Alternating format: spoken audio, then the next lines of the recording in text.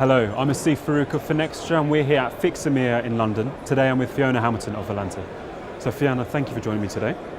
Let's talk about the impact the fixed messaging standard is having on the industry. What do you think? I think Fix is a great example of an industry-led standards body that for more than a decade has actually been taking the buy side, the sell side, execution venues and actually supporting, unlike many standards bodies that can sometimes plod along because they're trying to get consensus from the world and everybody else.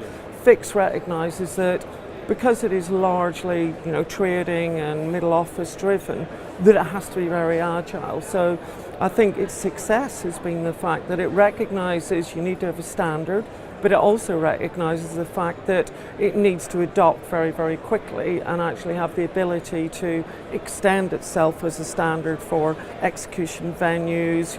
A few years ago there was no such things as CEFs or dark pools of liquidity, etc. So the fact is that this is a standard where people get together in small groups, they create a standard, and that's the starting point. Then other people can actually register their own custom field tags, etc., in recognition of the fact that one size doesn't fit all. However, you have a common syntax, and I think certainly in North America and in Europe, it's been a phenomenal success in the last 10, 15 years, and is gaining a lot of traction in Africa, Asia, etc., and I'm sure South and Latin America as well.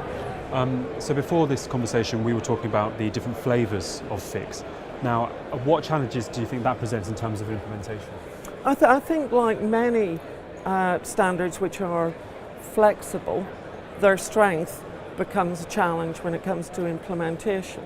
Because, for example, if you're a buy-side institution and you're having many, many different conversations in Fix, it's not just the fact that you can be using different versions, so Fix 4.2, 4.4, 5.0, but each communication that you're having, each conversation, the sell side and the buy side are looking for a competitive edge, so therefore those services are allowed to define their own different fields. So Fix, another one of the strengths, is it recognises that for a particular subset of functionality, different asset class, you need an extension pack without changing the underlying standard. So the challenge for both the buy side and the sell side onboarding each other is to be able to manage that process of knowing when a piece of data needs to go out, which version, which extension pack, which custom field tags, what the content is,